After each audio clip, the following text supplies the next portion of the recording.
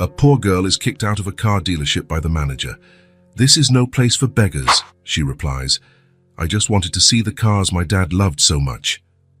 A young billionaire sees it all, and upon discovering who her father was, his life changes forever. The alarm rang at 5:30 in the morning. Rachel opened her eyes in the dark, and for a second her hand slid over to the empty side of the bed. A year later, and she still expected to find Marcus there. The silence of the small, humble house felt like a damp blanket. Rachel pushed aside the patched blankets and carefully stood so she wouldn't make noise on the creaking wooden floor. She slipped on her worn restaurant uniform and tied her dark hair into a tight ponytail.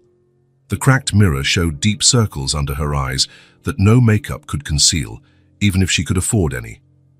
Before leaving the room, Rachel stopped by the door to the adjacent one. Ava lay curled up under thin blankets, clutching a small blue toy car to her chest. The toy, already worn and peeling, was all that remained after nearly everything else had been sold. Even in sleep, the child's small fingers kept a firm grip on the car, as if afraid of losing it. Just like her father, Rachel thought, swallowing the lump in her throat. The car had been a gift from Marcus. "One day I'll show you real cars, princess. The fastest, most beautiful cars in the world," he had promised. It was a promise that would never be fulfilled. Rachel closed the door carefully and went to the kitchen. She opened the nearly empty refrigerator and prepared Ava's breakfast. A glass of milk diluted with water and the last slice of bread with jam. She left a note on the back of an envelope. "Have a great day, my love. Mrs. Patel will pick you up for lunch. I'll be back by 10. I love you very much." On the peeling wall, the bills were piling up, attached with tape to the noisy fridge. 4 months of overdue rent and eviction notices. Cut-off warnings for gas and electricity. Rachel had pleaded for more time from her creditors, but they were running out of patience.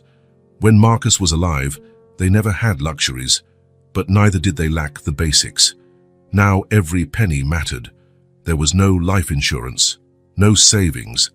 The money borrowed from friends had run out in a few weeks, swallowed by the simple funeral. She grabbed her ripped purse and keys. For a moment, her gaze fell on the cracked picture frame on the shelf, the last photo of the three of them together. Marcus with Ava perched on his shoulders, both laughing as he pretended to stumble. Rachel remembered that day perfectly, the smell of freshly cut grass in the park, the sense that nothing could go wrong. 16 hours a day, 7 days a week. That was how much Rachel worked now. Before Marcus died, she had only been a waitress. His salary as a mechanic paid the bills. Alone and without money to raise their daughter, she started taking on cleaning jobs in a more upscale neighborhood nearby. Thursdays, she cleaned Mrs. Hoffman's house. Saturdays, she organized the Chen's basement. Sundays, she scrubbed the floors at a grocery store. Even so, she couldn't cover all her expenses. The first thing to go had been Ava's school tuition. "It's just for a while," she had explained to Ava, who didn't understand why she could no longer see her friends. Rachel locked the front door of the tiny house with a makeshift latch. The original lock had broken, and the landlord refused to fix it, and walked to the bus stop.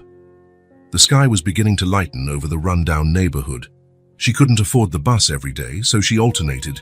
3 days of walking, 2 days of taking the bus to spare her blistered feet. Today was a bus day, a small luxury. On the overcrowded bus, Rachel got a seat by the window. She leaned her forehead against the grimy glass, and tears came, silent and quick. She wiped them away with her worn sleeve before anyone noticed. Nobody could know that inside she was drowning. At night, when Ava was asleep, Rachel let herself collapse. Sitting on the bathroom's cracked tiled floor, she cried until there was no strength left in her. The thin walls didn't block sound, and she feared her daughter might wake up and see her despair. But during the day, she wore a brave face. It was the only thing she could give her daughter, the illusion that everything would be okay. The restaurant was already busy when she arrived. Rachel stashed her purse in a locker, tied a stained apron around her waist, and prepared for another day. Forced smiles for tips, heavy trays, irritable customers. It was like starring in an endless play. "Good morning, Rachel. How's little Ava?" asked Diane, the hostess. "She's fine, thanks." "Growing quickly," Rachel answered with a practiced smile. Diane didn't know that after leaving, Rachel would still clean 2 bathrooms and 3 bedrooms at Mrs. Peterson's house, who paid little, but at least gave her a sandwich afterward. A sandwich Rachel would split with Ava at dinner. What no one saw were the times she hid in the pantry, taking deep breaths, fighting off panic.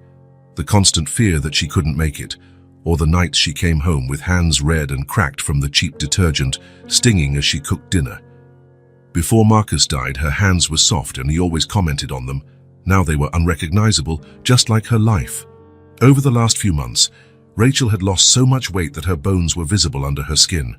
She ate only half a meal a day, saving what she could for Ava. The restaurant manager allowed her to bring home leftovers. Those leftovers had become her main source of food. "Table 7, called out the chef, pushing 2 plates onto the counter. She grabbed them and walked over. A young couple in love, holding hands. They barely noticed as she placed the food in front of them. A sharp pang hit Rachel's chest. She and Marcus used to be like that, smiling as though sharing a secret. Now all that remained were memories. A small blue toy car a little girl refused to let go of, and rough hands from cleaning other people's houses while trying to keep her own. But when her shift ended, when she opened the door and Ava ran to embrace her with a smile that could light up the world, Rachel found the strength to keep going. For her child, and only her, Rachel kept her head high and fought the darkness. The day would be long, another among so many others, identical and exhausting.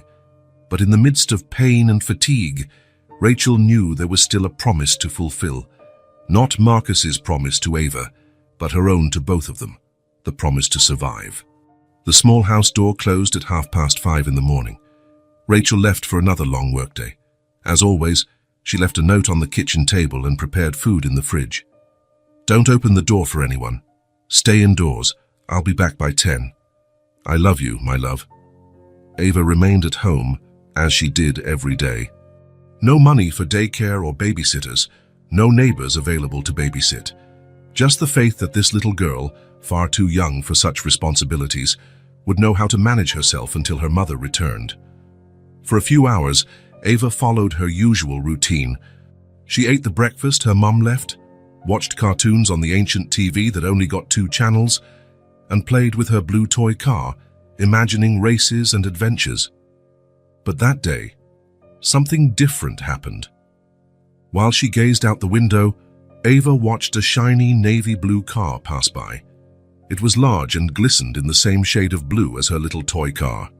The vehicle slowed a bit on the pitted street, and for a moment, Ava could see its fancy interior before it sped away around the corner. "Just like Dad's," she whispered, holding her small car tightly. The memory came clearly.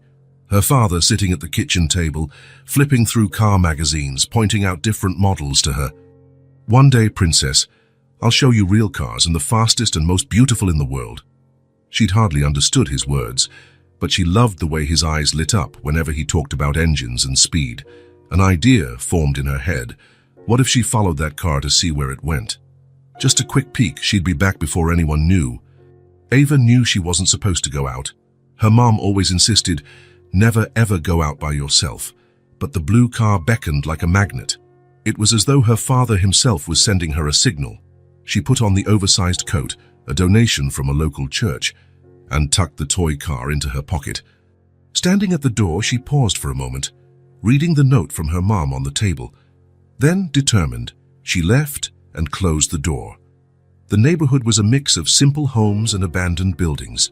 She rarely went beyond the small corner market or the bus stop where she'd sometimes wait with her mom. But she had watched the car turn right, so she went in that direction. With every block Ava passed, the scenery changed. Bare brick walls turned into painted fences. The cracked sidewalks turned smooth. After 20 minutes of walking, she arrived at an avenue she had never seen. That's when she saw it. A row of gleaming cars behind a large glass pane. A dealership called Premium Motors occupied the entire building, its mirrored facade waving flags above the entrance. And there, right in the center of the showroom, was the same navy blue car she'd seen before, shining like it stepped out of a dream. Ava approached slowly, mesmerized. It looked just like the little car in her pocket, except 1,000 times bigger and more impressive. Her father would have loved it. She could almost hear his voice. "See, princess, that's the kind of car I told you about." The dealership doors were wide open. Men in suits walked around inside. Gentle music played over speakers. Everything was clean, bright, and a bit intimidating, but the blue car called to her. Ava took one step inside, then another. No one noticed the small figure in an oversized coat and messy hair. She moved with cat-like caution, hoping not to be seen. The floor was polished enough to reflect her image. When she got close, she stopped. The car was even more stunning in person. The metal reflected the ceiling lights like a magical mirror. Through the window, she could see the interior. Leather seats, a dashboard filled with buttons and lights, almost like a spaceship cockpit. "Dad would have loved you," she said softly to the car, taking her little toy from her pocket. She compared the colors, nearly identical. "Hey, what are you doing here? This is no place for beggars." The harsh voice startled her. Ava turned around to see a tall man in a gray suit walking towards her quickly, a scowl on his face. "Where are your parents?" He looked around, searching for an adult. "I was just looking. I wanted to see the cars my dad loved," Ava explained quietly, clutching her toy. "Looking?" The man scoffed humorlessly. His name badge read, "Dennis Cook, Sales Manager." "This isn't a playground. These cars cost more than your family will ever see in a lifetime." Ava took a step back, her cheeks burning. "You need to leave. Now." Dennis pointed at the door. "We don't have time for stray kids, and don't touch anything. These cars are for real customers." The words hurt more than Ava expected. She hadn't touched anything. She'd only wanted to look. The man went on. "Come on, out. I have important clients coming in. Can't have you making a mess in the showroom." On the other side of the dealership, a younger man entered. He was tall, wearing a suit tailored to perfection, dark hair slicked back. He stopped upon noticing the scene, his cold blue eyes narrowing slightly. Ava started to walk toward the door, shoulders slumped. As she passed close to the dark-suited man, she whispered so softly only he could hear, "I just wanted to see the cars my dad loved." Her gaze remained down, fixed on the glossy floor, so she didn't see how her words affected him. Something flickered in his expression, a wave of emotion breaking through the cold exterior. Dennis Cook scarcely noticed the other man's presence. He marched Ava toward the exit, grumbling under his breath. "Kids from this neighborhood. I don't know why we don't have security at the door. Last thing we need is little vandals." Ava exited into the sunlight, which blinded her momentarily. She sat on the step of a shuttered store a few yards away, unsure of what to do or how to get back home. Now that her adventure had ended so badly, she realized she didn't actually know the way back. She'd never walked this far before. Inside, Eli Walker remained by the cars, watching the child leave. Something about the situation unsettled him deeply, though he couldn't articulate what. He had come to maybe purchase a new vehicle, possibly the navy blue one. As a billionaire and the CEO of one of the biggest tech companies in the country, Eli could afford any car he wanted. Dennis approached him with a servile grin. "Mr. Walker, it's an honor to have you at our dealership. I'm sorry for the inconvenience. Kids from those poorer neighborhoods sometimes wander in. I was just ushering her out so I could properly attend to you." Eli didn't reply. He still looked at the door Ava had gone through. "Mr. Walker, would you like to see our Phantom model? We have multiple colors, but the navy blue is particularly striking." "Who was that child?" Eli asked, his voice restrained but intense enough to make Dennis swallow nervously. "Some stray, sir. From across the train tracks, I suppose. They send kids to beg or cause trouble." Eli finally turned to Dennis, observing him closely, as though measuring his character. "She didn't appear to be begging or causing trouble." Dennis gave a nervous chuckle. "You never know with those sorts of people. We like to be cautious." "What did she say to you? Right at the end?" Dennis shrugged. "Said something. I didn't hear." Eli didn't press the matter. He started heading for the exit. "I'll come back later." "But, Mr. Walker, the Phantom, it can wait." His tone left no room for argument. "Julian, let's go." Nearby stood an older man in a conservative suit, holding a tablet. Julian nodded and fell in step behind him. Outside, Ava stared at the toy in her hands, wondering if she could find her way back. Her mother would be furious if she discovered Ava had gone out alone. "Hello," a deep, calm voice. Ava lifted her head to see the suited man from the showroom. Behind him, the older man waited a short distance away. Ava grew tense, ready to flee. She stood quickly. "I'm sorry. I'm already leaving." "No," Eli said, this time more softly. "It's all right. You can stay."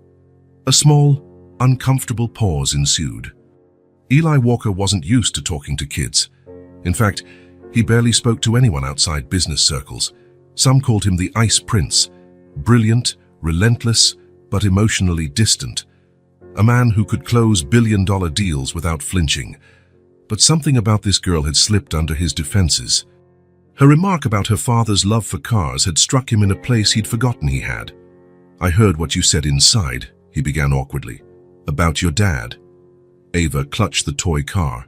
"He loved cars." "Is that his?" Eli gestured toward the little car. Ava nodded. "Last gift he gave me, before the accident." The word accident hung heavy in the air.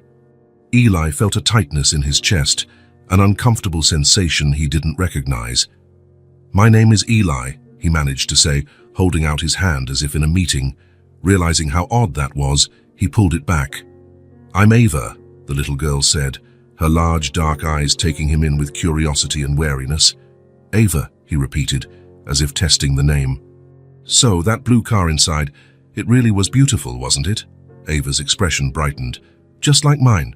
She showed him her little car, except mine is only a toy. Eli considered the small item. It was an older model, its paint chipped, but obviously cared for. "Your dad, he liked cars like that." She nodded vigorously. "He fixed them. He was a mechanic.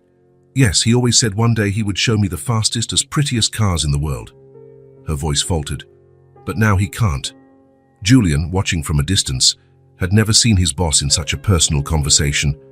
In over 10 years with Eli Walker, he'd witnessed the man finalize million-dollar deals without blinking, fire top executives without regret, and build his empire on cold logic.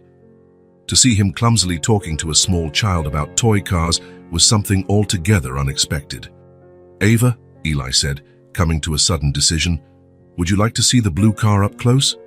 From the inside, Ava's face lit up with pure joy, and Eli felt a peculiar squeeze in his chest. "For real? I believe we can arrange it." He glanced over at Julian. "Could you talk to the manager? I'd like a few words with Miss Ava." Julian nodded promptly. "Yes, sir." As Julian went back in, Eli sat down on the curb near Ava. It was surreal. The billionaire Han in an expensive suit, sitting on a dirty sidewalk next to a child in oversized clothes. "So your dad was a mechanic," Eli remarked, seeking to fill the silence. Ava nodded. "He'd fix everyone's car in the neighborhood. People would call him whenever they had any problems. He must have been really good." Her eyes shone. "He said he could listen to how the car felt, like a doctor but for engines." Eli smiled. That smile was so rare, Julian would have been stunned had he seen it. "When I grow up," continued Ava, "I want to fix cars too, just like Dad." Something about that childlike resolve touched Eli. It made him think vaguely of his own dreams from childhood, long since abandoned in his relentless pursuit of corporate success. Julian returned, leading an uneasy-looking Dennis Cook. "Mr. Walker," Dennis said nervously, "it would be my pleasure to let your young friend see the vehicle." Eli stood and held out a hand to Ava. She hesitated only a moment before taking it. Together, they walked back into the dealership. "We call this model the Phantom," Dennis explained, all smiles now, guiding Eli and Ava to the blue car. "It's our fastest model currently." Dennis unlocked it and opened the driver's side door. The cream leather interior gleamed under the bright lights. "Would you like to climb in?" Eli asked. Ava nodded silently. Eli hoisted her onto the driver's seat, much too high for her little legs. She seemed so small up there, feet miles from the pedals, hands gingerly touching the wheel. "My dad would love this," she whispered. He was always talking about cars like this. Eli watched how fascinated she was by every detail on the dashboard, her eyes glowing with that special magic only children have. He sensed a transformation inside himself, like walls beginning to crack. "Could we start the engine?" Eli asked Dennis. Dennis hesitated. "Well, typically we don't do that in here. Let's make an exception," Eli interrupted, the kind of tone that implied it wasn't really a question. Dennis gulped. "Of course." He leaned in to press the ignition button. The engine purred, quiet but strong, and Ava gasped, both startled and thrilled. The entire dashboard lit up, casting colorful reflections on her face. "Wow," she breathed, then placed her little toy on the real car's dashboard. "Look, they match." Another smile from Eli, again that rarity which would have left Julian speechless. For a few minutes, Eli asked Dennis details about the controls, rephrasing them so Ava could understand. She listened intently, asking surprisingly clever questions. Eventually, Ava noticed the dashboard clock. "I have to go," she said abruptly, her face worried. "My mum will be mad if she knows I left the house." Eli nodded and helped her out. "Thanks for showing me your car," he told her, surprising himself with his gentle tone. The girl smiled, a smile that illuminated her entire being. "Thank you for letting me see my dad's car." My dad's car. The phrase hit Eli like a physical blow. A vehicle he had seen only as a sign of status meant so much more to this little girl, a tangible connection to the father she'd lost. "Will you be able to find your way home?" he asked, realizing her situation. Ava looked to the street, showing some apprehension. "I think so." "Julian," Eli called over, "could you escort Ava near her house?" Julian nodded, smiling kindly at the child. "I'd be happy to help, Miss Ava." The girl looked uncertain. "But I can't bring strangers home. My mom told me never to do that." Eli pondered. "Julian can at least walk you close by so you won't get lost." Ava agreed with a slight nod. She started for the door but paused to turn back around. "Mr. Eli?" "Yes?" "Thank you for not being like the angry man." Then she left, the tiny figure holding her toy car, accompanied by Julian, who rarely left his boss's side unless it was for serious business. Eli stood there next to the gleaming blue Phantom, feeling oddly hollow. For the first time in ages, perhaps ever in his adult life, he had felt something beyond the cold calculations that defined him. He was uncertain how to handle it. Dennis Cook, having half overheard this exchange, drew near with caution. "Mr. Walker, so, how about the Phantom? Would you like to finalize the purchase now?" Eli studied the manager, seeing him in an entirely new way. "The way you treat a child speaks volumes about who you are, Mr. Cook." Dennis swallowed. "Sir? I'm not interested in the car anymore." Eli walked away, heading for the door.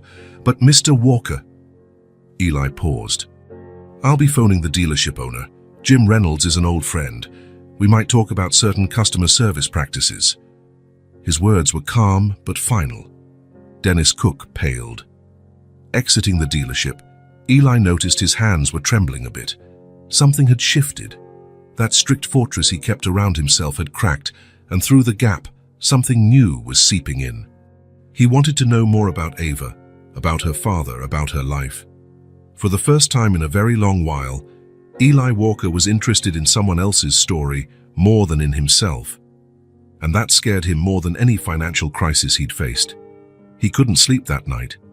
The bright lights of New York poured through his penthouse's glass walls, illuminating the expensive furnishings of the top-floor apartment in one of the city's costliest buildings.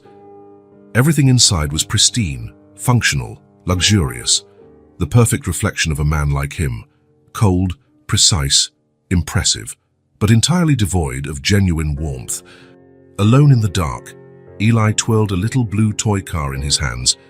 Before parting ways, Ava had insisted he take it. "But it's yours," he protested. "You can give it back later," she replied, with the unassailable logic only a child can have. "That way, you'll have to visit me again." Julian, discreet as ever, had simply watched. Eli knew his assistant was just as surprised by this turn of events, a scenario where Eli Walker would feel compelled to visit someone else, especially a child from a poor background, unannounced. That was out of character for him. Restless, Eli decided he couldn't wait. He picked up the phone. "Julian," he said. It didn't matter that it was nearly midnight. "I need you to dig up some information for me." Julian didn't hesitate. "Yes, sir, what do you need?" "That little girl from the dealership, Ava. Who she is, who her parents are, everything. I want the details." "Understood. When would you like it?"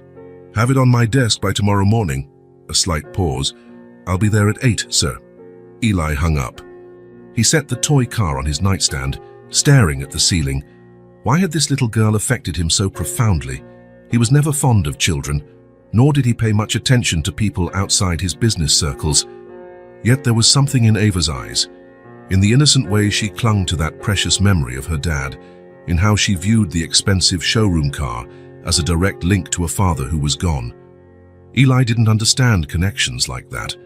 His own upbringing had been shaped by prestigious boarding schools and rarely seen parents, no cherished toy cars or Sunday trips, just constant performance targets. Achievements never good enough. He was already awake by the time the sun rose. After showering and dressing in one of his polished suits, he headed to work. On the drive, he noticed every navy blue car on the road, a color that had never mattered to him until now. Julian was already waiting when Eli arrived, dark circles under his eyes but impeccably dressed, holding a folder of documents. "Good morning, sir," he said, following Eli into the office. As soon as the door closed, Eli asked, "What did you find out?" Julian consulted the folder. "The girl's name is Ava Lane. She's 5 daughters, only child of Marcus and Rachel Lane." Eli motioned impatiently for him to continue. "Marcus Lane was a mechanic, employed at Grayson & Sons. He passed away in a car accident a little over a year ago, driving home from work. The other vehicle crossed into his lane." The name held no meaning for Eli, but he still felt uneasy, as though there was some missing puzzle piece.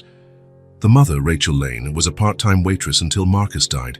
Then she took on full-time hours plus other cleaning jobs to provide for Ava. Eli's expression darkened. "So the girl is alone while her mother works?" "That's correct. There's no record of her attending any daycare, no babysitter. The address is in West Ridge, one of the poorest parts of the city." "Do you have the exact address?" Julian handed him a slip of paper. Eli placed it in his suit pocket. "Anything else about the father, Marcus Lane?" Julian double-checked his notes. "By all accounts, he was well liked in the neighborhood. No criminal record, taxes paid, active in a local church." He hesitated. "He was known to fix cars for free if people couldn't afford it." Eli absorbed all of this. There was nothing extraordinary about the story. An ordinary working-class family struggling after losing a breadwinner. Similar things happened daily. Why was this particular situation affecting him? "Marcus Lane," he murmured, testing the name. No recollection. Yet he felt deeply unsettled. "Sir," Julian asked, "if I may, why the interest in this specific family?" The question surprised Eli. Rarely did Julian prod at his motivations. "I'm not certain," he answered candidly. "It's just something about the girl, the way she spoke of her father." Julian waited, but Eli let the sentence trail off. Instead, he strode to the window, gazing at a city that loomed indifferently. Inside, something churned, intangible and persistent. "Cancel my appointments," Eli ordered finally. "All of them, sir." "Yes. And have the car ready in 30 minutes." "Right away. Should I ask where we're going?" Eli reached for the small blue toy in his jacket pocket, looking at it absently. "We're returning this." Julian simply nodded and stepped out. Eli found himself alone, spinning the toy in his hands, a simple, chipped little car that felt oddly out of place in this tower of wealth. In the last several years, every decision Eli made was driven by detached logic. Acting on impulse or emotion was unheard of for him. People called him the Ice Prince. Still, here he was, about to skip an entire day of critical meetings, chasing the child who had lent him her father's car. Something nagged at him. A sense that he was missing something, or that an answer to an unasked question was close. The name Marcus Lane still triggered no memory. Yet, tucking the toy into his blazer pocket, Eli sighed. He despised mysteries, especially within himself. Maybe seeing where Ava lived would settle his mind, or maybe it would just intensify his suspicion that there was more to this story than he realized. Regardless, Eli Walker didn't shy away from challenges, especially not ones that kept him awake at night. And now, for the first time in years, he found himself genuinely curious about someone else. When Julian announced that the car was ready, he found his boss standing by the window with an expression he'd never seen, one that combined resolve and the slightest hint of vulnerability. "To West Ridge, sir?" asked Julian. Eli nodded. To West Ridge. As they descended in the elevator, Eli wondered what he expected to find at this small house in a rundown area. Answers. Or only more questions. Either way, something told him that this visit would spark a change in his life. And for the first time in years, Eli Walker had no idea what to expect. The car cruised slowly through West Ridge.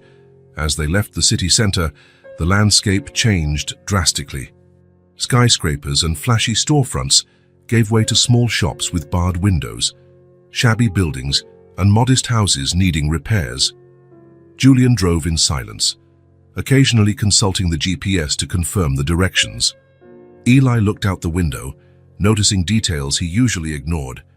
Children on a makeshift playground, an older man fixing a bicycle on the sidewalk, a woman hanging laundry on a line strung between poles. "We're almost there," Julian noted, turning onto a narrow street flanked by small and close-set homes. Eli nodded, feeling a strange apprehension. How would he explain why he'd come? "Your daughter gave me her toy, and now I'm weirdly obsessed with returning it," seemed unconvincing. "Park here," he said, pointing at the address a short distance away. "Don't get too close. I'd rather not draw attention." Julian parked at a discreet distance. The Lane home was tiny, with a narrow porch and a little front yard that clearly needed care. The pale blue paint was peeling, some roof shingles were missing, and the fence was crooked. "Would you like me to accompany you?" Julian asked. "No. Wait here." Eli hesitated before opening the car door. This was so unlike him. In his typical world, each movement was carefully calculated. Everything had its cost-benefit analysis, impulses didn't factor in, yet here he was, stepping into an unknown neighborhood for no logical reason beyond a conversation with a 5-year-old. Before he could change his mind, Eli got out. His immaculate suit looked ridiculous in these dusty surroundings. He took a few steps toward the house, then came to a stop in surprise. Ava was sitting on the sidewalk in front of the house, playing with another small blue toy car, even more battered than the one she had shown him. She wore a plain dress, her hair in slightly messy pigtails, and seemed fully immersed in her own world, driving her car along imaginary paths in the cracked concrete and making engine noises with her mouth. For a moment, Eli simply observed her, unsure if he should walk back, but Ava glanced up and instantly recognized him, her expression lit with immediate delight. "Mr. Eli," she exclaimed, hopping to her feet, "you really came." The spontaneous joy in her voice caught him off guard. He was unused to people truly being happy to see him. They were usually polite, wary, or opportunistic, rarely genuinely glad. "Hello, Ava," he said quietly. "Did you bring my car?" she asked hopefully, eyeing his hands. "I did." He produced it from his pocket, just like I promised. Ava accepted the toy with great care, as if it were a treasure. "Thank you for keeping it safe. It was my dad's." "I figured," Eli said softly. "So, you have 2 identical cars now?" She shook her head. "This older one," she explained, holding up the toy she'd been using to play. "Dad gave it to me when I was a baby. Then he gave me the other one later, so now I have them both again." A silent pause. Eli took in the shabby yard, the peeling paint on the house, the absence of any adult. "Is your mom home?" Ava shrugged. "She's at work. She'll be back late." Eli frowned. "You spend the entire day here alone." Another shrug. "Sometimes Mrs. Miller checks on me. She lives over there," Ava pointed vaguely. "But she had to take her cat to the vet today." The ease with which Ava explained her circumstances disturbed Eli. A child this young shouldn't be used to long stretches of being alone. "Would you like to sit?" she offered, indicating the concrete step she had occupied. "I was playing race cars." Eli glanced at his immaculate suit, then at the dusty step, then at Ava's earnest face. Without speaking, he sat beside her, carefully adjusting his trouser legs. "The blue car always wins," Ava explained solemnly, handing him the newer toy. "Because it's the fastest." "I see," Eli replied, holding the toy somewhat awkwardly. "Like this," Ava demonstrated, running her old toy along the sidewalk. "Your turn." Eli couldn't remember the last time he'd played with anything for fun, possibly never, but he imitated her motions, sliding the little car around. "Faster!" urged Ava, giggling. An involuntary smile spread across Eli's face. The sound of her laughter, the simple act of moving a toy car on the pavement, the unrestrained innocence of it all. It was chipping away at something inside him. For a few minutes, they raced their cars, with Ava narrating the entire event, full of imaginary obstacles and daring overtakes. Eli followed her directions, fascinated by the little girl's vivid imagination. "Did your dad like real cars too?" Eli asked when their race ended, with Ava's older toy car winning, of course. Ava's face shone. He knew everything. He could hear a car engine and tell what was wrong. It was like magic. "Sounds like he was pretty talented. Mom says he was the best mechanic in town," Ava replied proudly, then lowered her voice as if sharing a secret. "He was a hero, you know." Something in her tone, so certain and admiring, made Eli lean forward. "A hero? In what way?" "He saved people," Ava explained simply. "One time, I saw him bring a man out of a totally wrecked car. The man was bleeding." She frowned, thinking, Dad came home that night with his clothes all bloody. Mom got angry, but then she cried and hugged him a lot. A chill went down Eli's spine. "You saw that?" Ava nodded. "I didn't see him rescue the man, just when he got home. But Dad was always saving people, and cars. Mom says now he's an angel, watching over us from up there." She glanced toward the sky. "You miss him a lot, don't you?" Her smile faded slightly. "Every day, especially when Mom cries in the bathroom. She thinks I don't know, but I can hear." The honesty cut deep. So much sorrow in such a small child's words, and so calmly expressed. "It sounds like your father was a wonderful man," Eli said softly, surprised by the emotion in his own voice. "He was the best dad in the whole world," Ava responded, unwavering. "One day I'll fix cars just like him." Eli studied her tiny hands, so resolute. He'd spent his entire life measuring people by how they could benefit his ambitions. Yet this child had him questioning everything. "I'm sure you'll be a great mechanic," he said sincerely. Ava rewarded him with a radiant smile. For a moment, Eli felt as though he'd turned a page in a book he didn't know he was writing, a page about rediscovering his own humanity. "Is your mom going to be gone much longer?" he asked, noticing the sky beginning to darken. She shrugged. "Today she cleans Mrs. Hoffman's house after working at the restaurant. She comes home when it's already dark." The thought of leaving a small child alone in a dangerous neighborhood until nightfall bothered Eli. He looked toward Julian, who waited in the car, and made a snap decision. "I think I'll wait until your mother gets back," he offered, surprising even himself. "If you don't mind." Ava's face lit up. "We can play more." "Of course." They spent the next hour alternating between toy car races, looking through Ava's few dolls and second-hand books. Eli listened with total focus as she rattled off her stories. Her father had died a year ago, and she'd had to stop attending school because money ran short. But she was hungry to learn and bubble over with curiosity. Finally, at dusk, they heard weary footsteps on the path outside. Ava jumped up. "Mom's here." A slim woman in a worn waitress uniform appeared, juggling a purse and a plastic bag. She looked exhausted, but her expression snapped to alertness at the sight of a stranger standing by her home, instantly stepping protectively in front of Ava. "Who are you?" she demanded, voice full of fatigue and distrust. Eli got to his feet, acutely aware of his expensive suit and how out of place it seemed here. "Mom, this is Mr. Eli," Ava intervened. He's from the blue car place. He brought my toy car back. Rachel frowned with confusion. Eli Walker, he said, offering his hand. I met Ava a few days ago at the Premium Motors dealership. A dealership? Rachel shot a stern look at her daughter.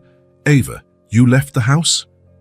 The little girl lowered her head, suddenly shy. I saw a blue car and wanted to follow it. I'm sorry, Mommy. Rachel exhaled wearily. We'll talk about that later. Then she asked Eli, Mr. Walker, I don't understand what you're doing here. How did you find our address? Her guarded tone was understandable. A well-dressed stranger from a fancy dealership in her rundown neighborhood could only mean trouble, or at best, pity she had no use for.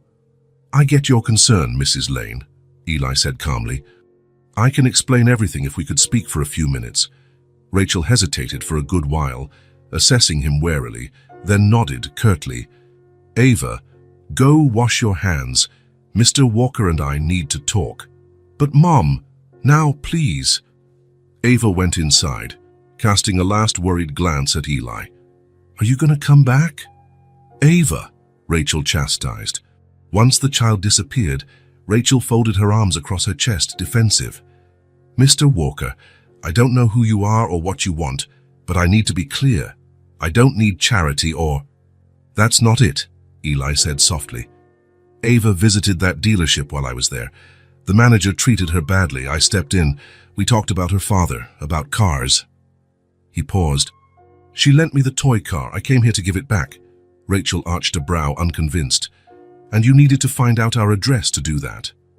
I admit my approach is unusual, but something about Ava, about her story. Eli ran a hand through his hair, a small gesture of nerves he rarely showed. Could we talk inside? What I have to say might be important for you both. Rachel considered him in silence, then sighed. 5 minutes, she said, letting him step in. Only because Ava seems to like you. The house was clean but obviously worn. Furniture was second-hand. The couch had patches. Paint was flaking on the walls. Yet evidence of love was everywhere. Ava's drawings proudly taped up, a little plant by the window, a handful of family photos in old frames. Ava, bring your plate to the kitchen, Rachel called. With Ava out of earshot, Eli spotted a framed photo, a man with a broad smile, holding a younger Ava on his shoulders. He wore a plaid shirt and grinned into the camera. Eli felt the air leave his lungs. His hands started trembling. Mr. Walker, Rachel noticed his reaction, confused. Is something wrong? It's him, Eli whispered, voice suddenly hoarse, pointing at the picture. Marcus, your husband. She nodded warily. Yes, how do you know his name? Eli couldn't tear his eyes from the photo. That face, he recognized it, not from the frame but from a memory buried for 5 years. I met him, Eli managed to say. 5 years ago, he saved my life. Rachel went still. What? Eli turned to face her, tears in his eyes for the first time in years. I had an accident. My car flipped on a back road during a storm. I was stuck inside a bleeding, and the vehicle began to catch fire. He paused, struggling.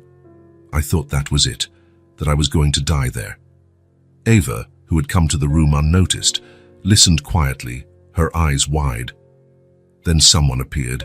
It was pouring, so I hardly saw him. He yanked the door open, pulled me out.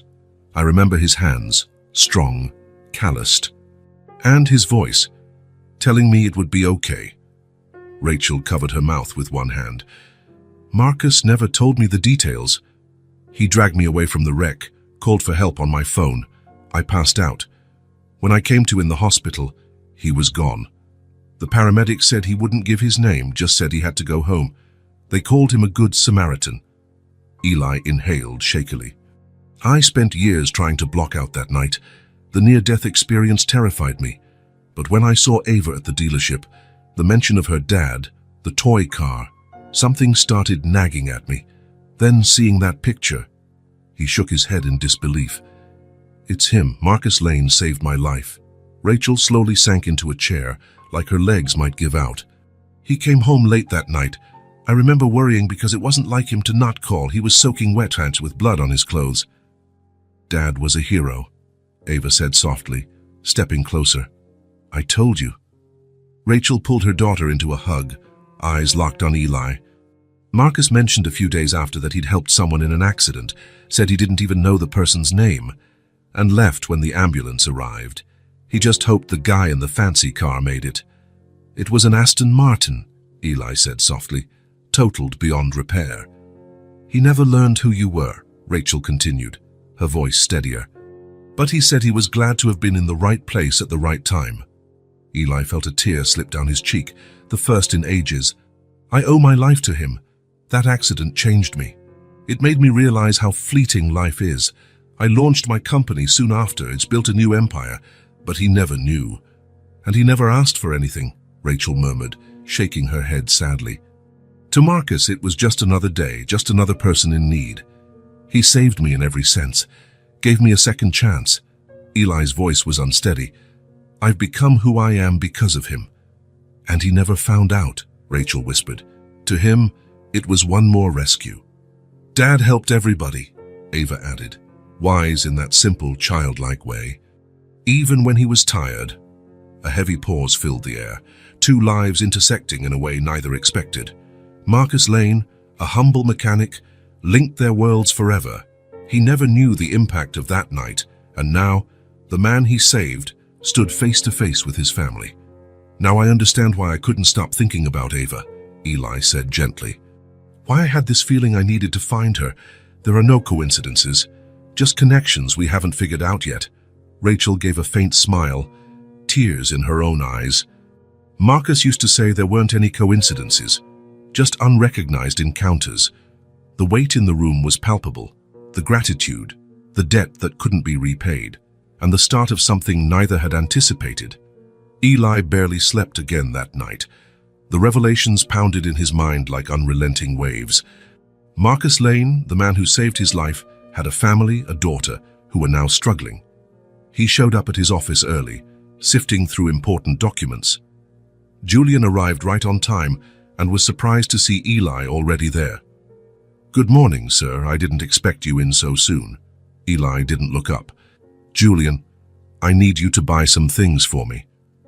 Of course. Something for the board meeting? No. Eli glanced up. I need toys. Julian blinked. Toys, Mirmar, sir. For Ava Lane, nothing extravagant. A small stuffed animal, a storybook, and a blue toy car. Also, clear my afternoon appointments.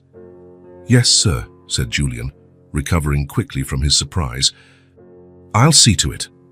That afternoon, Eli once again headed to Westridge with a discreet paper bag in the passenger seat.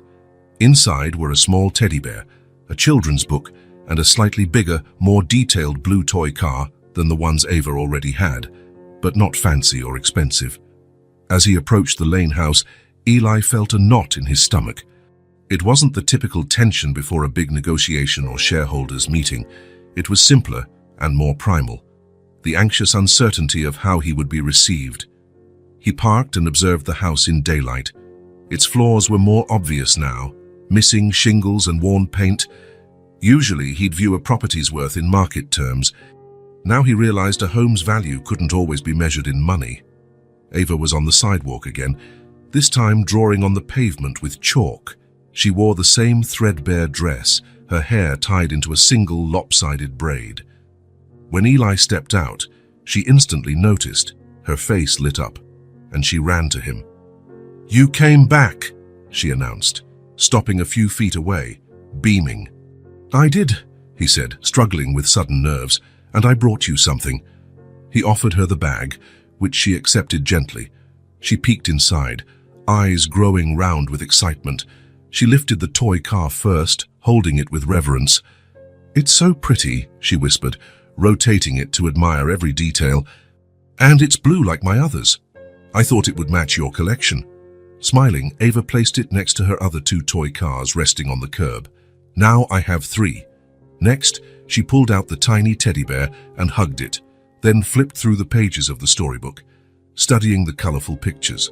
When she was done, she looked up seriously, almost like an adult. Will you come back more often? The question was simple but laden with meaning. Eli felt it instantly. It wasn't just curiosity, it was the question of a child who'd endured loss and understood people could disappear. So he stooped down, kneeling on the ground, ignoring the dust that would ruin his pant legs and surely horrify his tailor. I'd like to visit Ava, because your dad saved me, and I want to help you and your mum, not out of pity, but because it's the right thing to do. Ava regarded him with her wide eyes. Promise. Eli knew the weight of promises. In his world, everything was about signed contracts, sealed deals, and guaranteed outcomes. But a promise to a little girl held a different kind of power. I promise, he said, aware he meant it. Movement on the porch drew his attention. Rachel stood at the door, wearing faded jeans and a plain shirt, hair in a messy bun. She looked tired, but her eyes were watchful. Eli stood up, meeting her gaze with genuine respect. He felt the distance between them, not just physically but in upbringing, experiences and privilege. Her distance he felt compelled to bridge.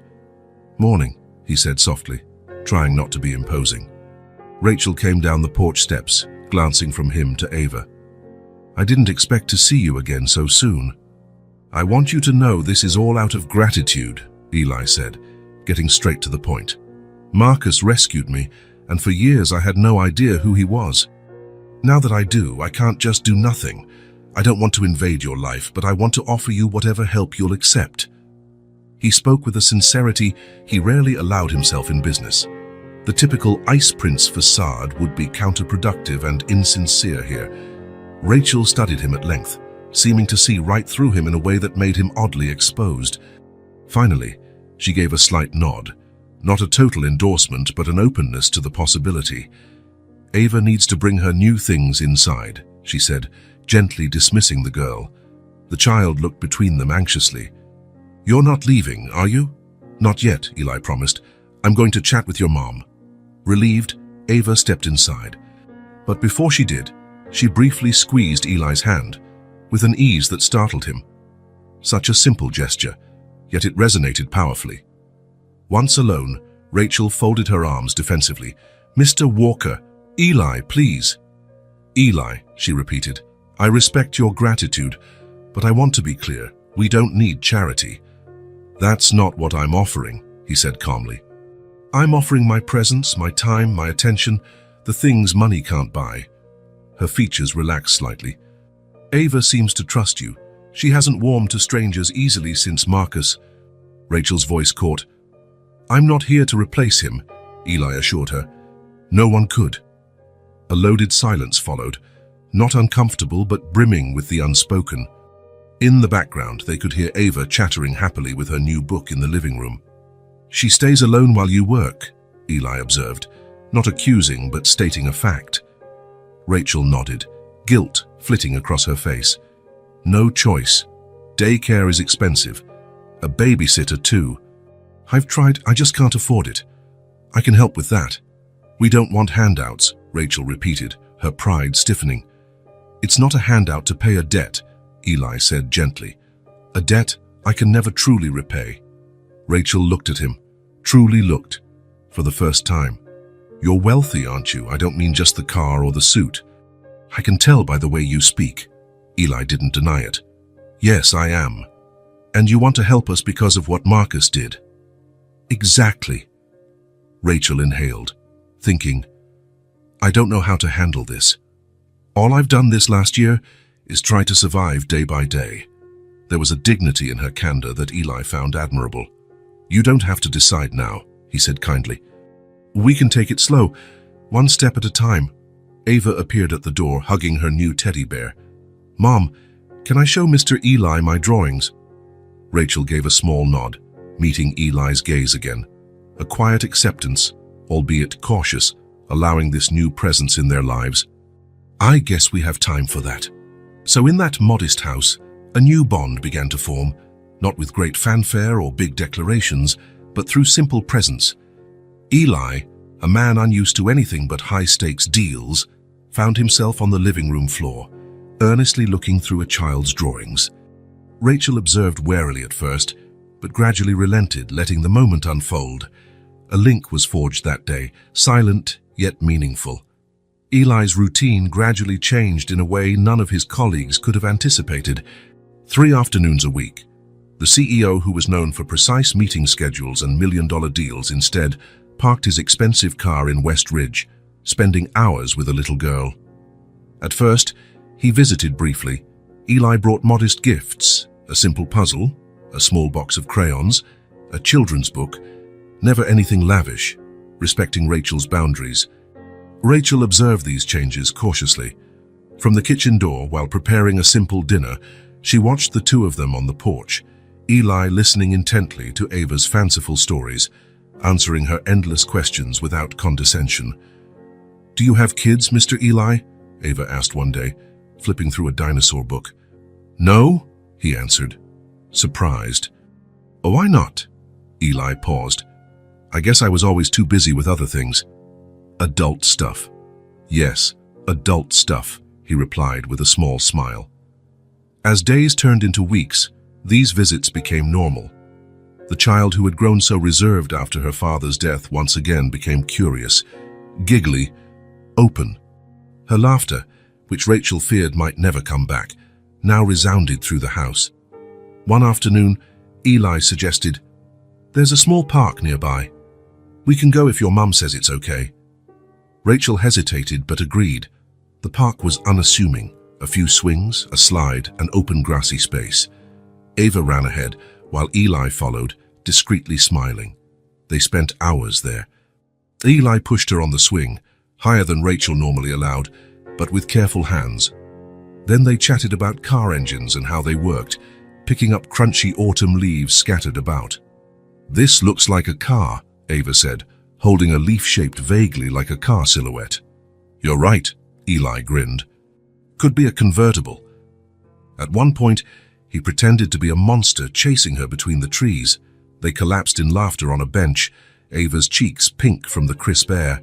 She leaned against Eli's arm as if it were the most natural thing in the world.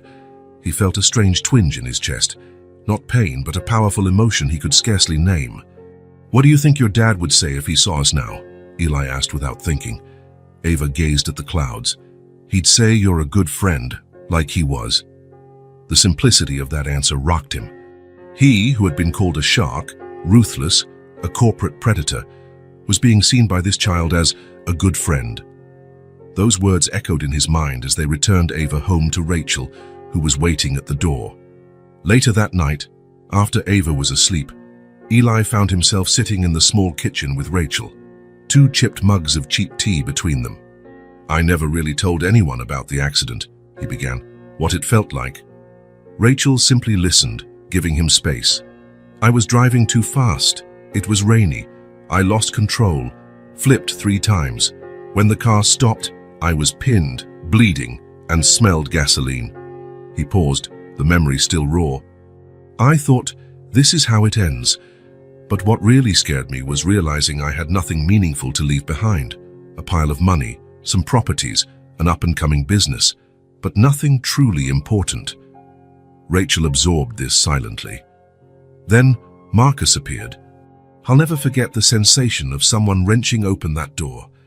Those strong hands pulling me out, that voice telling me I'd be fine. He didn't know who I was. He didn't care. I was just a person who needed help. Eli took a trembling breath. Afterward, I swore to live each day fully, each day. I worked harder, earned more, but I think I still missed the core lesson. Rachel gave him a gentle smile, a real one this time. Marcus had that effect. It wasn't about what he said. It was what he did. For the first time, Rachel began sharing her own stories, how she had met Marcus at the auto shop after her broken-down car was towed in, how he'd fixed it cheaply, and later asked her for coffee. She talked about his dream of opening his own garage, about the jokes he'd make on Sunday mornings, about the effortless way he approached life. They shared recollections of a man who'd changed both their paths, one with his life rescued, the other with a love still echoing in the present. "You're not just repaying him," Rachel eventually concluded. "You're continuing what he started." Those words pierced something in Eli. The next morning, in his sleek corner office, he made a decision. Summoning a team of lawyers and accountants, he tasked them with one specific goal: find and clear all the Lane family's debt accrued after Marcus's passing. He did it quietly, respectfully. Funeral costs, overdue bills, late rent, all of it handled discreetly with no conditions attached. Eli knew Rachel wouldn't accept direct handouts, but he also knew these financial burdens weighed her down daily. Finally, he visited Ava's old school. Explaining the situation in broad strokes, he set up a complete scholarship for Ava to return immediately and remain through high school if she wished. These gestures, Eli thought, were small compared to what he'd received. Another chance at life, but they were a start. Rachel noticed changes before she understood them. First came letters from the school saying Ava's tuition was covered, from the bank confirming funeral debt was paid, from the landlord stating her rent was current. Initially, she reacted with shock, then anger. The next time Eli visited, she confronted him. "You had no right to do all this without telling me." Eli didn't deny or apologize. "Would you have agreed if I told you first?" Rachel said nothing, and they both knew the answer. "It isn't charity, Rachel. It's the least I owe."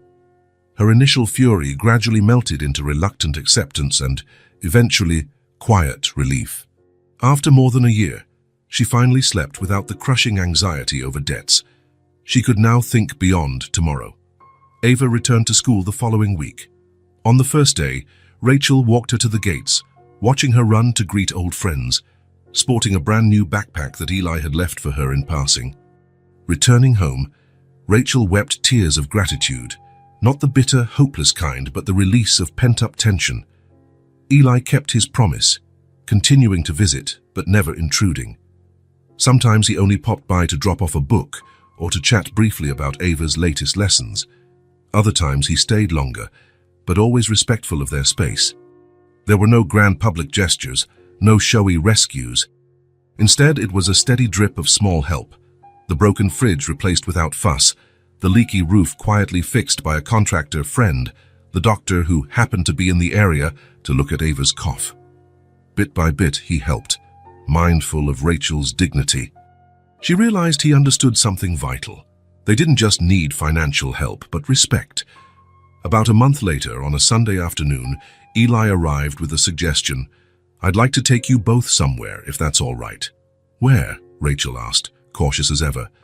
"Lakeside Park." Ava mentioned Marcus used to bring her there. She hesitated. The park held precious memories with Marcus. Would it be too painful to go back with another man? But she saw sincere interest in Eli's eyes, not pity.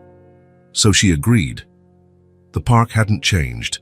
A small lake with ducks, wooden benches, winding paths beneath old trees.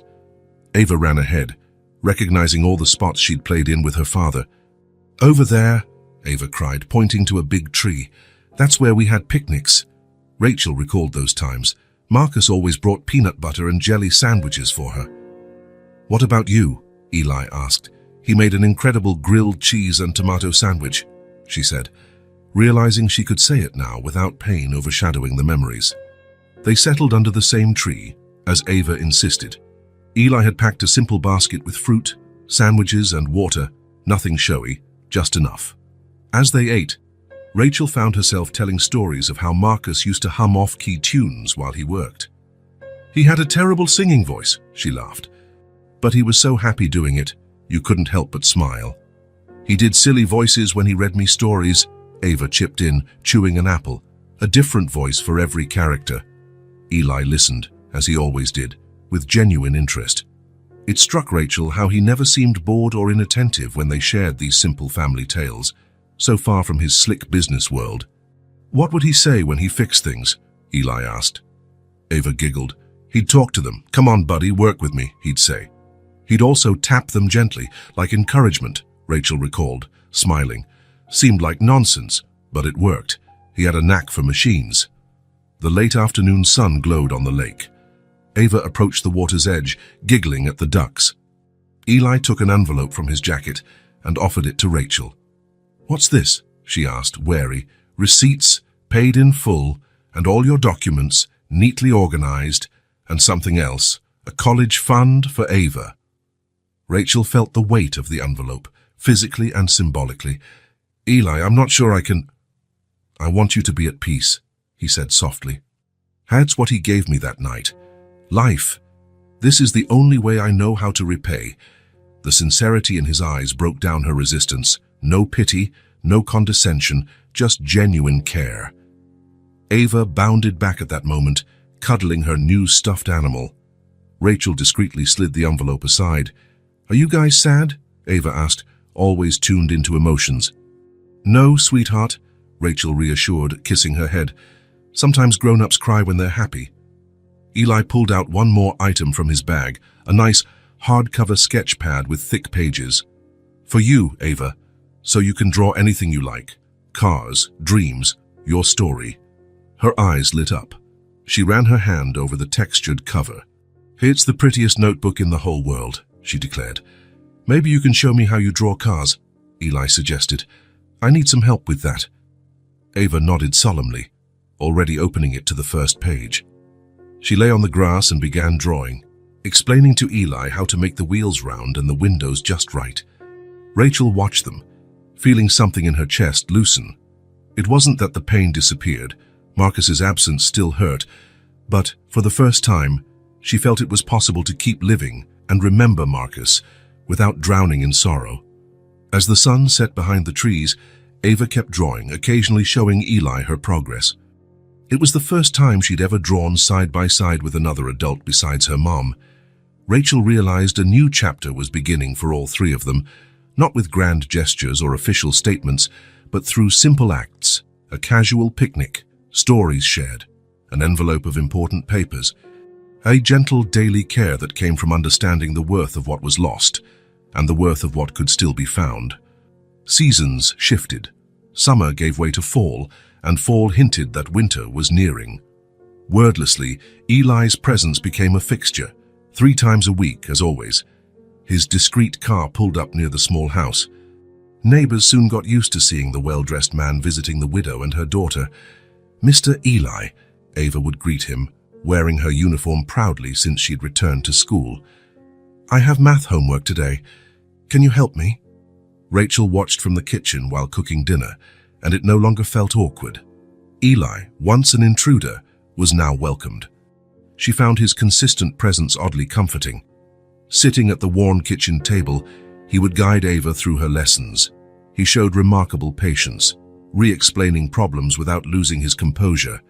"That's not how the teacher taught us," Ava would protest. "There's more than one way to solve it," Eli would reply calmly.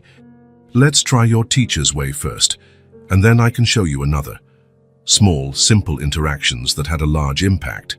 Ava, who had grown withdrawn, was again the inquisitive, vibrant child she used to be. Her laughter, nearly lost, was back and reverberating through their home. Some nights, after Ava went to bed, Eli and Rachel would chat at the kitchen table. She'd talk about her day, her memories, her concerns about Ava.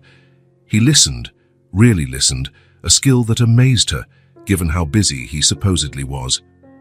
"What was your life like before you met us?" Rachel asked one evening. Eli paused. "Busy, productive, empty." The sincerity caught Rachel off guard. She knew his public persona well enough from web searches. He was the cold, impeccably dressed CEO with an unyielding reputation. This candidness felt like a privilege. "And now," she ventured, "different, more real," he answered simply, and she didn't push for more. They had come to an unspoken understanding. One chilly Wednesday, Eli arrived with a small box of professional colored pencils that made Ava's face light up. "So many colors," she exclaimed in wonder. "I noticed you're filling that sketchbook fast," Eli said. "I thought you might need these." She nodded. "I want to show you my new drawing." Off she ran, returning with the sketchbook. The first pages were filled with pictures of cars, houses, little stick figures. She flipped to a page in the middle. "I drew it last night," she said proudly. Eli looked at the image and felt something twist inside. It was a bright blue car, larger and more detailed than previous drawings. Inside it were 3 people, a long-haired woman driving, a small child in the back seat, and a man in a suit in the passenger seat. She had labeled it, in her big, unsteady letters, "Mommy, me and Dad's friend. It's really nice, Ava, he said, his voice slightly tight. We're going on a drive, she explained, like that day in the park. Eli could only nod, lacking the right words. He glanced at Rachel, who'd come over to see. Their eyes met. They shared a fleeting moment of mutual understanding. I'm going to keep it forever, Ava said, closing the book gently. Like Daddy's toy cars. Later that night, once Eli had gone and Ava slept, Rachel found the sketchbook. Sitting at the table alone, she opened to the page with the blue car. Mommy, me and Dad's friend. So straightforward, so honest. Tears slipped down her cheeks, but they weren't solely of grief. That phrase captured exactly how she felt. The life they were forging didn't erase Marcus's memory. No one could replace him. But there was room for new connections, new forms of affection, a future that included hope. Marcus would never be forgotten. His place was sacred, yet maybe there was space to keep living. Meanwhile, in his luxury high-rise downtown, Eli also reflected on Ava's picture. Dad's friend, not the rich man, not the benefactor, just Dad's friend, a role that connected him to something more meaningful than wealth or power. Julian noticed changes in his boss. The man who once lived solely for work started blocking off 3 afternoons weekly, no exceptions. The famously cold, inscrutable CEO now sometimes smiled for no apparent reason. The Ice Prince was beginning to thaw. Should I reschedule the Japanese investors for Thursday? Julian asked him once, aware that Wednesday afternoon was non-negotiable. Yes, Eli replied firmly. I have a more important commitment. No explanations, no apologies, just calm certainty. In high-stakes business meetings, Eli remained brilliant and strategic. Yet something had changed subtly. He listened more, interrupted less. He considered the human aspect of decisions, not only the bottom line. In one reorganization talk, he surprised everyone by asking about the families of employees who would be affected. For the first time in his adult life, Eli Walker felt connected to something beyond money and image. He wasn't just repaying a debt. He was learning to open up, to genuinely care, to be present. In his office, among the usual documents and reports, he kept a single framed picture, not of his business triumphs or massive properties, but a copy of Ava's drawing, the blue car with 3 people in it, a daily reminder of the new meaning he was discovering day by day. December came, bringing intense cold and holiday decorations around the neighborhood. Ava insisted on putting up a small Christmas tree at home. Rachel finally agreed. The first time in 2 years she'd felt any desire to celebrate. With Eli's help, they decorated a modest tree with simple ornaments, some handmade by Ava at school. The house felt warmer, more alive, as did they. Rachel no longer woke up with that crushing weight on her chest. She still mourned Marcus, especially in small moments each day, but the sorrow wasn't suffocating anymore. For the first time since Marcus's death, Rachel didn't dread the future. With debts resolved, Ava thriving in school and a calmer routine, she dared to think beyond mere survival. One night after Ava was asleep, Rachel and Eli sat outside on the small porch. The sky was clear, dotted with stars, and the quiet between them was companionable. Rachel clutched a mug of cheap tea mainly for its warmth rather than the taste. Sometimes, she said out of nowhere, I think Marcus would be proud of how Ava's handling everything, of how we're managing to move on. Eli nodded. I'm sure he would. He always said you have to keep living forward, no matter how hard things get. Rachel smiled softly at the memory. And life did get tough, even before the accident. She paused, sipping her tea. Some suppressed memory seemed to surface. Right before the accident, she began, her voice wavering, I found out I was pregnant. Eli silently turned to her, surprised. That wasn't what he'd expected. Rachel stared at some distant point, as if meeting his eyes would make it too hard to continue. I was going to tell him that night. I prepared a special meal, bought the tiniest baby shoes. But then came the knock at the door. The police. Everything changed. Eli said nothing, letting her proceed at her own pace, instinctively sensing the fragility of this confession. After he died, I lost the baby too. It happened so fast, she said, voice trembling. I never told anyone, not even my mother. It seemed easier to pretend it never happened. Tears rolled down her face then, not in desperate sobs but as a steady flow, like a dam finally giving way. So it wasn't just one loss, it was two. And I had no idea how to explain that to Ava, to anyone. I just kept it inside. She pressed a hand to her chest, indicating the burden she'd carried for so long. Eli, moved by an impulse deeper than logic, reached out and covered her hand with his. He said nothing, offered no trivial consolations, only presence, the simple but powerful act of staying. Rachel wept silently for a few minutes, tears flowing for both the husband and the child she'd lost. Unspoken pain she'd held in for over a year. That moment brought them closer than either expected, now bonded not just by Marcus's memory, but by the mourning Rachel had faced alone. I'm sorry, she said finally, wiping her cheeks. I don't know why I brought it up now. Maybe it was time, Eli replied gently. She nodded, oddly lighter. It still hurts. But telling someone helps, somehow. He squeezed her hand softly. Sometimes, all we can do for someone is stay by their side. Thank you for staying, Rachel whispered, her voice thick. Ever since losing Marcus and the baby nobody knew about, Rachel had lived in a silent, unending grief. Even while keeping up a brave front for Ava, she existed day to day with no vision for the future. But gradually, Ava's renewed happiness and Eli's thoughtful presence changed that. Seeing her daughter smile and play with Eli infused hope. Rachel found herself waking up with more energy, tidying the house more cheerfully, even cooking Ava's favorite meals. Yet she still felt a restlessness, a sense that she had no role beyond being a mother and living with her pain. Sensing that need, Eli asked her out for a talk a few days later. They strolled through a quiet city park, watching the birds and wind in the trees, and he gently proposed something he'd been planning for weeks. Rachel, I have a philanthropic project to help families in vulnerable situations. I'm assembling a small team. I'd like you to join me. The hours are flexible and pay is good, so you can still be with Ava. She stopped walking, genuinely taken aback. She studied his face and suspecting pity or charity, but saw only genuine respect. Do you really think I could do it? She asked, her uncertainty plain. Eli offered a reassuring smile. You're exactly the kind of person it needs, someone who understands, who cares. The idea hovered between them. Rachel considered her last few months, feeling invisible except for Ava's sake, locked in her sadness. The thought of being useful, recognized for who she was, both thrilled and terrified her. Can I think about it? Take all the time you need. A week passed before she accepted, still uneasy, but determined to step forward.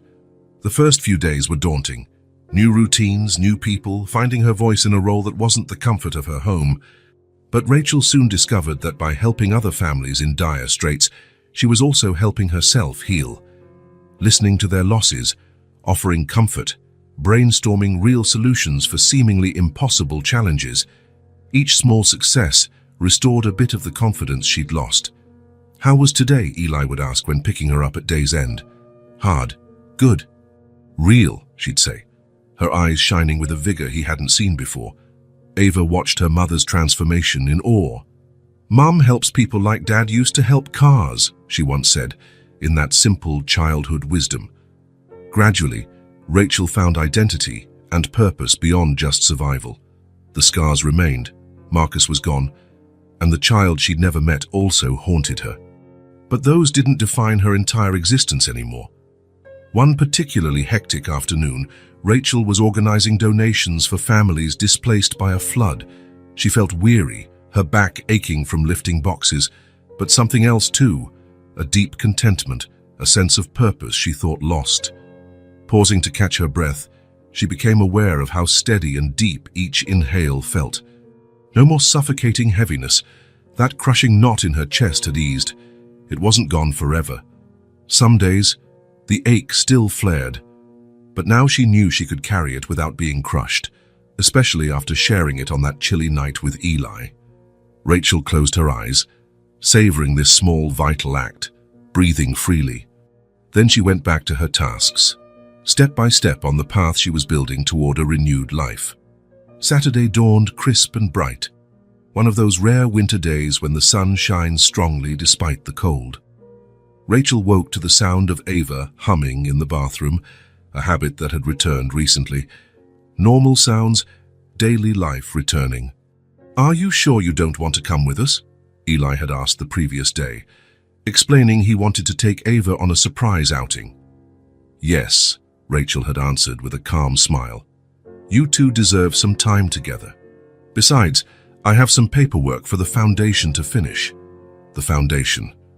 That's what she now called Eli's charity project. It wasn't just his anymore. It had become hers as well, fueling her sense of purpose. At 10, the doorbell rang.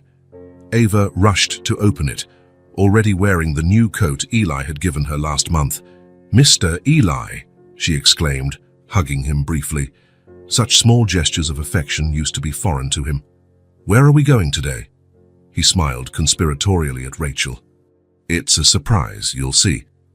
Rachel watched them walk off, feeling confident that Ava was in good hands. She returned to her desk in the kitchen, sipping coffee and appreciating the quiet. Outside, Eli led Ava down the street. "We need to walk a bit," he explained, holding her small hand. "The surprise is just around the corner." Ava skipped along, excitedly chattering about her school project on making cars less polluting. Jackson said electric cars are stupid, but the teacher said no, and that one day all cars might be quiet and not make smoke, she prattled. "Your teacher's right," Eli said. "My company is—" he began, then laughed at himself. "Sorry, those are complicated grown-up details." Ava just giggled, used to how Eli sometimes caught himself explaining high-level stuff. Turning a corner, he stopped. "Close your eyes." "Why?" she asked, but complied anyway. "Trust me, I'll guide you." He led her a few steps on, positioning her carefully. "Okay, open them." Ava obeyed and froze. There on the curb sat a car. Not just any car, but a Phantom in navy blue. Exactly like the one they'd seen at the dealership months earlier. It gleamed under the winter sun, all smooth lines and shining paint. "It's just like my dad's," she breathed, eyes wide with awe. Eli smiled. "In fact, it's the exact same one. I bought it from the dealership." "You bought it?" Ava turned to him, both confused and delighted. "Yes," he said, pulling a key from his pocket, "and I thought maybe you'd like to go for a ride with me." Ava looked from the car to Eli, shock and excitement battling on her face. "Want to take a spin?" he invited, opening the passenger door. "Just you and me in honor of your dad." She hesitated only an instant before bounding forward. "Yes!" Eli helped her climb in, double-checking the seatbelt. Then he slid behind the wheel, feeling a surge of emotion as he started the engine. It wasn't just another luxury car. To him, it was a symbol, a tribute to the man who'd saved his life, and a gateway to a little girl who had helped save him, in a whole different way. The Phantom purred quietly as they pulled away. Ava sat spellbound, gently touching the dashboard with her fingertips. "Where are we going?" she asked finally. "Wherever you want," Eli said. "It's your ride." Ava thought. "Can we go by Dad's old garage?" Eli was caught off guard. "Of course. Do you know the address?" "Yes, it's far, but I can tell you the way." So Ava guided him through the streets, proudly giving turn-by-turn instructions. She chatted non-stop about her school, her friends, and all the new things she was learning. "You know," she said suddenly, "I want to be a mechanic like Dad when I grow up, but also build cars that don't make smoke. Maybe I can be an astronaut too if I have free time." Eli laughed, loving the randomness of it. "Sounds like a great plan. Mom says I can be anything if I study hard." She's absolutely right. Ava grew silent for a moment, gazing out the window. When she spoke again, her tone was softer. "I miss Dad every day, especially in the mornings, because he always came in my room to say good morning with a funny voice." Eli felt a lump in his throat. "I bet he was the best dad ever." "The best," she affirmed, then surprised him by adding, "But I'm glad you're here, Mr. Eli." You listen to us, like he did. And you take care of us. Her simple words pierced his heart. He paused, unsure of how to respond, unaccustomed to such genuine gratitude. It's an honor to be with you, he finally managed. You and your mom have taught me a lot. What did we teach you? Asked Ava, curious. Eli pondered. To see what truly matters. Ava nodded gravely, as though it made perfect sense. Maybe it did. Kids often see truth more clearly than adults do. They arrived at Grayson & Sons, a modest shop closed for the weekend. The yard out front held a few cars awaiting service. Eli parked, leaving the engine running. That's where he used to work, Ava said, pointing to a corner of the garage. He had a table in there. Sometimes I sat and drew pictures while he fixed stuff. Eli pictured Marcus there in his element, an ordinary man simply doing what he loved, never suspecting he'd one day save a stranger who would change his family's fate. What do you think he'd say about this car? Eli asked. Ava beamed. He'd definitely want to see the engine first. That's what he did before everything else. We can pop the hood later if you want, her eyes sparkled. We can. Sure.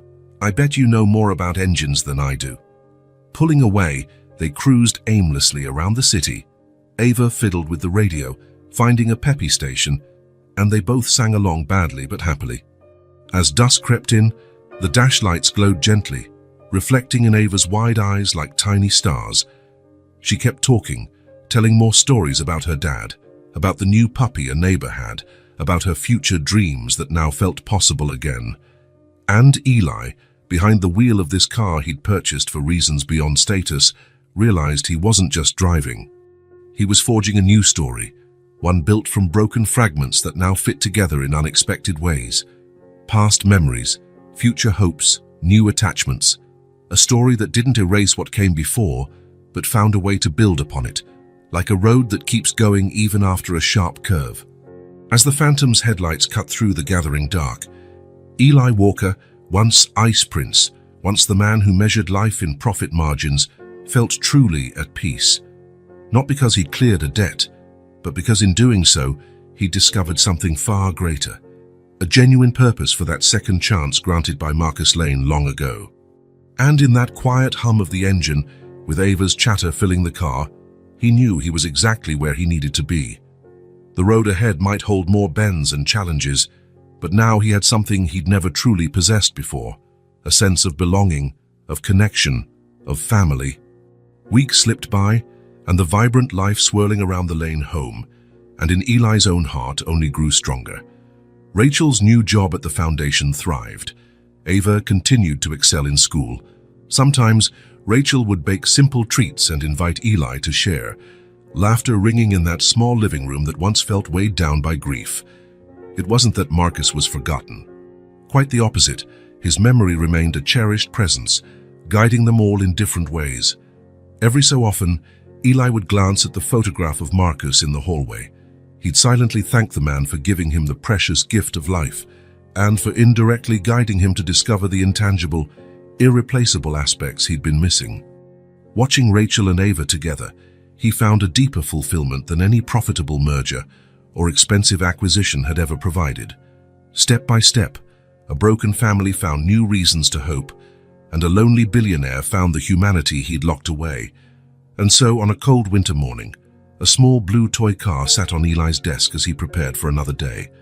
Once an insignificant trinket from a little girl's pocket, it had become a symbol of second chances, the power of small acts of kindness, and the unbreakable bond between a father's memory and those left behind. The wheels of life kept turning, and in that steady rhythm, they all discovered that even the deepest sorrow could be gently transformed into hope and love.